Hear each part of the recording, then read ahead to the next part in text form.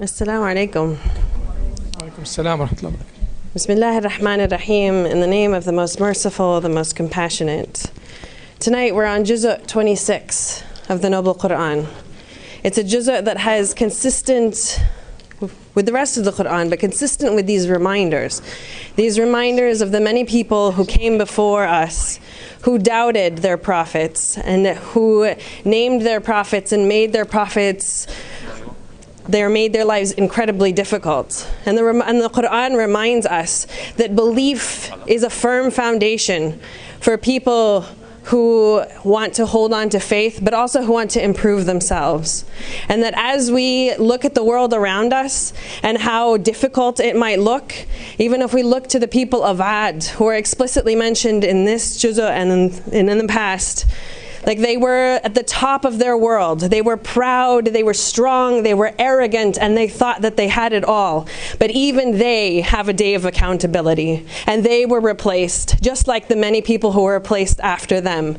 And that all of us need to continue to remember that we have not only faith in our hearts, but that it grounds us, and that the message of God flows from different prophets, and that the Quran continues. Forgive me, sister. Thank you. But that the Quran continues this flow and this message of the many prophets who have come before.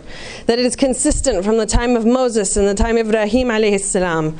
And that we must remember that mercy to the people who came before us, but especially to us in the here and in the now. And that God reminds us that God created everything with a sense of purpose. That it didn't just happen, but that there's a purpose to the heavens, there's a purpose to the earth, and that there's a purpose to everything in between, if only we would think. That there's even things inside of our own selves, inside of our bodies, that we could see the miracles and the beauty that God has laid out in front of us. Now, one of the things that I especially was struck by in this Juz' as I was reading it over and over again is that there are a number of ways that we can behave as people who believe. That there are ways that we should especially be aware of the things that we should not do, and the things that we should absolutely bring into our greater awareness and mindfulness as we are contemplating and trying to be more mindful of Allah subhanahu wa ta'ala.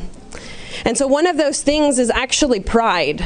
So the pride of Ad, the pride of the many other peoples who doubted the messages of God, that's something God is very focused on, and makes sure that the message is very clear. That our pride as people is something that could lead not only to our downfall, but that it actually hurts our faith. Another thing that the Quran really focuses on is the importance of gratitude. And the gratitude, whether it's towards our parents or our community, but that gratitude is a really critical piece of faith for people who believe. And that when we squander the good things that God has given us out of our own arrogance, when we follow our arrogance and these winds of arrogance, that eventually helps to rot our own faith. And so if we really want to take it back and own our faith again, as we have been day after day during this month of Ramadan, we should especially be mindful of our own arrogance. And the other thing that really hits me right in the face is the softening of the hearts, or the hardening of the hearts. And that when we make ourselves more open and we allow ourselves to see and hear the people around us, when we soften our hearts, we actually get closer to God subhanahu wa ta'ala. And one of the things that especially strikes me is a verse that says, "Believers, do not lose heart and cry out for peace. It is you who have the upper hand. God is with you." So even when we feel like we want to give up, like we don't know what to do, like we don't know where to turn or where to go, we're reminded that we must keep our hearts together, keeping heart, and still crying out for peace, still pursuing it, even when we feel like all the odds are against us, because even when we feel that way, God is right next to us.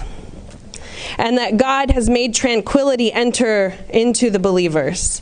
The most forgiving, the most merciful, has power over all things, and He sends guidance to all of us. So some of the things that the God also mentions in terms of how we might behave and how we might actually stress our mindfulness is this emphasis of understanding and forgiveness towards each other, treating each other with respect and with kindness, being aware that the day of accountability is imminent, that it will happen, and that all of us will eventually go in that direction. But that we should always be open to God's favor and submitting to God's will. And so as we start to contemplate those things, we're reminded of that many times that even when we don't feel like we know, God knows, and that there is something powerful about surrendering yourself to the wisdom of the Almighty. And so I'm going to ask you to just join me in a short dua. O merciful God, O compassionate God, help open our hearts. Help us soften our hearts. Help us be willing to look at our own arrogance and work through it. Help us be willing to look at our own pride and let go of it. Help us find the mercy that resides within our chests. Help us show that mercy to our loved ones and to the people around us in our community and beyond it. Help us not speak of others with ill will or promote things that are not good. Help us see what is wise and what is kind and what is just, and let us pursue it. And most of all, God, help us continue the tranquility that we have been nurturing this Ramadan, letting go of what gives us grudges and being as compassionate and giving as possible. Ya Rabbil Alameen. Assalamu alaikum.